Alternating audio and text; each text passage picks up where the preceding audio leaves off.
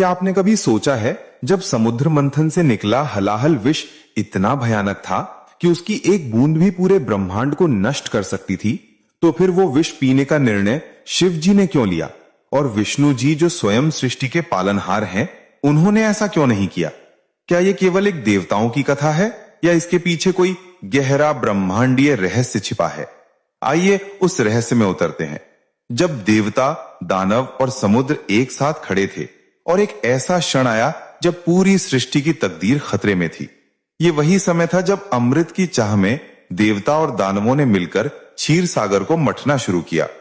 मंदार पर्वत मथनी बना और वासुकी नाग रस्सी के रूप में काम आया। देवता उसके मुंह से और दानव उसकी पूंछ से मंथन करने लगे।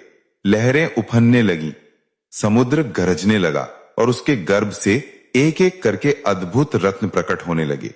लक्ष्मी, ऐरावत, कौस्तुभ, मणि, चंद्रमा और अंत में वो आया हलाहल विष।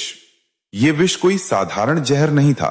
इसकी गर्मी इतनी प्रचंड थी कि आकाश लाल हो गया, नदियां सूखने लगीं और जीव जंतु तड़प उठे। देवता भयभीत हो गए और विष्णु से प्रार्थना करने लगे, प्रभु इसे संभालिए, सृष्टि खतरे में है। लेकिन विष्णु ने शांत चेहरा बनाए रखा। उन्होंने कहा, यह केवल एक पदार्थ नहीं बल्कि सृष्टि का संतुलन है। अगर मैं इसे पी लूंगा तो पालन और विनाश का अंतर मिट जाएगा। ब्रह्मा इसे ग्रहण करेंगे तो सृष्टि रुक जाएगी। इसे संभालना केवल वही कर सकता है जो सृजन और पालन से परे है, वही जो विनाश में भी जीवन को समझता है। देवताओं की नजरें कैलाश की ओर मुड़ी। हिमालय में ध्यानस्थ महादेव, जिनकी आंखों में सृष्टि का आरंभ और अंत दोनों झलकते हैं, बिना किसी डर और लालच के खड़े थे। देवता उनके पास दौड़े और दानवों ने भी डर के मारे पीछे हटना शुरू किया। देवताओं ने सारी स्थिति विस्तार से बताई। समुद्र मंथन, हलाहल विष और सृष्टि पर मंडराता विनाश। शिव ने धीरे से नेत्र खोले। उनकी आंखों से नीली आभा फैल गई और उन्होंने केवल इतना कहा, वो विष कहां है? देवताओं ने भयभीत होकर दिशा दिखाई। महादेव बिना किसी भय के उस विष की ओर बढ़े। उसका रंग काला नीला था, धुआं उड़ रहा था और पास जाते ही मृत्युकालीन कंपन महसूस होने लगा। लेकिन शिव के कदम स्थिर थे, हर चलना जैसे समय को चुनौती दे रहा हो। विष्णु वहीं खड़े थे, शांत, और उनके मुख पर हल्की मुस्कान थी, क्योंकि उन्हें पता था अब केवल शिव ही सृष्टि को बचा सकते हैं। महादेव ने विष को अपने हाथों में उठाया। उसके ताप से उनके हथेलियां नीला पड़ गईं, पर उनका चेहरा अडिग था। देवता घबराए, प्रभु इसे बाहर फेंक दीजिए, ये आपको नष्ट कर देगा। शिव मुस्कुराए और विष को अपने भीतर संतुलन में थाम लिया। शिव ने उसे निगला नहीं, ना फेंका। उन्होंने उसे अपने भीतर रोक लिया, क्योंकि निगलना मृत्यु को आमंत्रित करना था और बाहर फेंकना सृष्टि के विनाश को बढ़ाना। विष्णु ने इसलिए नहीं पिया क्योंकि उनका धर्म पालन करना है, विनाश करना नहीं। और शिव, जो सृजन, पालन और विनाश सभी से परे हैं, वही उस विष को अपने भीतर समेट सकते थे। उनके कंठ का नीला रंग आज तक उनका नीलकंठ स्वरूप कहलाता है। इस घटना ने सभी देवताओं को सिखाया कि सच्ची शक्ति केवल विनाश को रोकने में नहीं बल्कि उसे संतुलित करने में है। विष केवल बाहर का नहीं, भीतर भी है। क्रोध, घृणा, भय और अहंकार, और जब इसे शिव की तरह संतुलित रखा जाए तो वही जीवन को स्थिर बनाए रखता है। शिव ने केवल सृष्टि को नहीं बचाया, उन्होंने एक ब्रह्मांडीय सिद्धांत स्थापित किया कि संतुलन ही जीवन का वास्तविक रहस्य है। जब शिव ने हलाहल विष को अपने कंठ में रोक लिया तो समूचा ब्रह्मांड जैसे थम सा गया। समय का प्रवाह ठहर गया और देवता केवल विस्मय और भय के मिश्रित भाव से उन्हें निहारने लगे। पृथ्वी की नदियां शांत हो गईं, पर्वत स्थिर हो गए, पर शिव के भीतर का ताप इतना प्रचंड था कि चारों दिशाओं में एक अदृश्य कंपन फैल गया।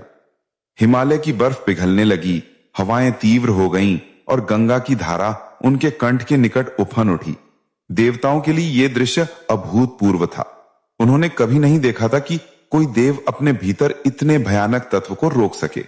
नंदी भयभीत होकर बोले, प्रभु यह ताप आपके भीतर और बाहर दोनों को नष्ट कर देगा, कृपया इसे बाहर निकाल दीजिए। तभी पार्वती वहां पहुंची। उनके चेहरे पर चिंता और करुणा के मिश्रित भाव थे। उन्होंने शिव के कंठ को देखा और कांपते हुए कहा, स्वामी यह विष आपको जला देगा। यदि इसे अंदर ही रह जाने दें तो आपका शरीर और अस्तित्व दोनों संकट में होंगे। पर शिव शांत थे। उन्होंने केवल एक बार दृष्टि से पार्वती को देखा और मुस्कुराए, वो मुस्कान जो समस्त ब्रह्मांड के रहस्यों को जानती थी। उन्होंने कहा, देवी, ये विष केवल मेरे भीतर नहीं बल्कि संपूर्ण सृष्टि के संतुलन का हिस्सा है। यदि इसे बाहर फेंक दूं तो जीवन नष्ट हो जाएगा, अगर मैं इसे निगल लूं तो मृत्यु का अंत हो जाएगा। इसे रोकना ही सही विकल्प है। शिव का यह निर्णय देवताओं के लिए अत्यंत चौंकाने वाला था। विष्णु ने पास आकर कहा, शिव, आज आपने केवल सृष्टि को नहीं बचाया, आपने हमें यह भी दिखाया कि सच्चा देवता वो है जो विनाश को संतुलित कर सकता है, ना कि उसे नष्ट कर सकता है। आप केवल रक्षक नहीं बल्कि स्वयं ब्रह्मांड का केंद्र बन गए हैं। ब्रह्मा ने सिर झुकाकर कहा, आपने जो किया वो कोई और नहीं कर सकता था, ये केवल आपके भीतर संभव था। आपने विष को अपने भीतर संतुलन में रखकर सृष्टि को जीवित रखा। शिव का शरीर धीरे धीरे तपने लगा। उनके मस्तक से पसीने की बूंदें गिर रही थीं, जो धरती पर पड़ते ही पवित्र झरनों में बदल गईं। आकाश में बिजली कौंधी और देवता भयभीत होकर बोले, यदि ये ताप बढ़ गया तो सृष्टि पुनः विनाश के कगार पर होगी। तभी पार्वती आगे बढ़कर उन्होंने अपने दोनों हाथों से शिव के कंठ को थाम लिया ताकि विष उनके भीतर से बाहर ना फैल सके। कहा जाता है कि इसी क्षण पार्वती अन्नपूर्णा और शक्ति के स्वरूप में प्रकट हुई। उनका स्पर्श शिव के भीतर के विष को स्थिर कर गया और वो अब केवल उनके कंठ तक सीमित रह गया। तब देवताओं ने मिलकर एक विशाल यज्ञ किया। आकाश में पुष्प वर्षा हुई, वायु सुगंधित हो गई और समस्त देवता एक स्वर में बोले, नीलकंठाय नमः। इसी यज्ञ के दौरान शिव का रूप एक नए स्वरूप में बदल गया। उनके गले में विष का नीला प्रतीक चमक रहा था, पर उनका मुख दिव्य शांति से परिपूर्ण था। उनकी आंखें बंद थीं, पर उनमें संपूर्ण सृष्टि प्रतिबिंबित थी। विष्णु ने धीरे से कहा, शिव, यही कारण है कि मैंने इसे नहीं पिया। यह कार्य केवल आपके लिए था। केवल आप ही विष को विष न मानकर तत्व के रूप में देख सकते हैं। शिव ने कहा, ब्रह्मा, विष कभी समाप्त नहीं होता, वो केवल रूप बदलता है। जब जब सृष्टि अहंकार में डूबेगी और मानव अपने भीतर के संतुलन को खो देगा, हलाहल फिर प्रकट होगा, लालच, घृणा, हिंसा और अज्ञान के रूप में। हर बार इसे नियंत्रित करना केवल वही कर सकता है जो अपने भीतर शून्य का अनुभव करता है। विष्णु मुस्कुराए और बोले, इसलिए हे महादेव, आप काल भी हैं और कल्याण भी। आपके बिना कोई युग संपूर्ण नहीं होता। शिव ने दृष्टि आकाश की ओर उठाई और कहा, ये तारक, लोक, सूर्य, चंद्रमा और नक्षत्र सभी समुद्र मंथन के परिणाम हैं। हर अमृत के साथ विष भी उत्पन्न हुआ, क्योंकि सृष्टि तभी संपूर्ण होती है जब दोनों का संतुलन हो। जो केवल अमृत चाहता है वो सृष्टि के नियमों को नहीं समझता। तभी एक रहस्यमय नीली आभा शिव के चारों ओर फैल गई। देवताओं ने देखा कि विष का प्रभाव अब दिव्य तेज में बदल गया। वो तेज कोई जलती हुई आग नहीं बल्कि एक शीतल ज्वाला थी जो हर अंधकार को शांत कर रही थी। पार्वती ने पूछा, स्वामी, ये क्या है? शिव ने मुस्कुराकर उत्तर दिया, ये उस विष का परिणाम है जिसे मैंने अपने भीतर रोक लिया। जब कोई अपने भीतर के अंधकार को स्वीकार करता है तो वही अंधकार अंततः प्रकाश बन जाता है। यही योग है, मिलन का मार्ग। देवताओं ने निर्णय लिया कि इस घटना को स्थायी रूप से ब्रह्मांड में याद किया जाए। शिव की पूजा और नीलकंठ स्वरूप की आराधना से यह संतुलन सदा जीवित रहेगा। आशियों ने कहा, जो अपने भीतर के हलाहल को पहचान ले और उसे नियंत्रित करे, वही शिव का अंश बनता है। धीरे धीरे यह ज्ञान पृथ्वी पर फैल गया। कहते हैं, जब मनुष्य अपने भीतर झांकता है तो उसे दो तत्व दिखाई देते हैं, अमृत और विष।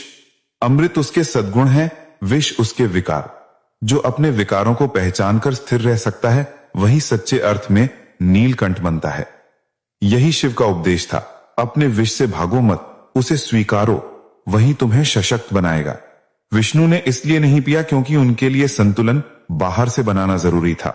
शिव ने भीतर से विष को संतुलित किया।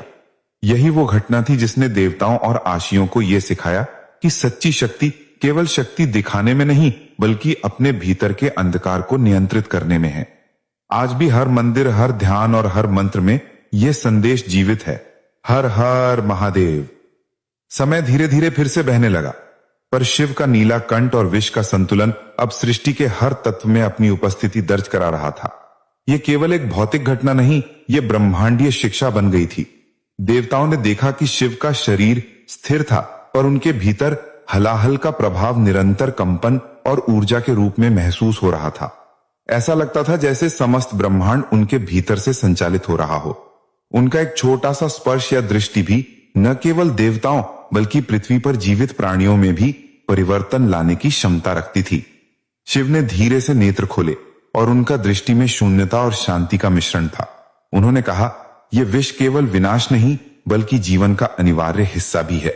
जैसे सृष्टि में सुख और दुख, प्रकाश और अंधकार साथ चलते हैं, वैसे ही हर व्यक्ति के भीतर भी अमृत और विष दोनों मौजूद हैं। जब आप अपने भीतर के अंधकार और विकारों को पहचान लेते हैं, तभी आप सच्चे अर्थों में शक्ति और संतुलन प्राप्त कर सकते हैं। पार्वती उनके पास बैठी और उनके हाथ पकड़कर कहने लगी, स्वामी, इस विष को अपने भीतर रखकर आपने केवल सृष्टि को नहीं बचाया, आपने हमें यह भी सिखाया कि जीवन में कठिनाइयां हमें तोड़